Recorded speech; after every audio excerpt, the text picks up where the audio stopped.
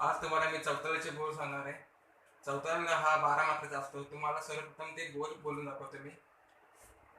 धा धा धिन ता तीट धा धिन ता तीट कत गदी गण. आता तुम्हाला हे बोल वाजून दाखवतो काका जर कसे वाजतात ते. धा धा धिन ता तीट धा धिन ता तीट कत गदी गण. आता हा बोल जलद गतीने कसा बघायचा असतो ते आपण पाहूया. धा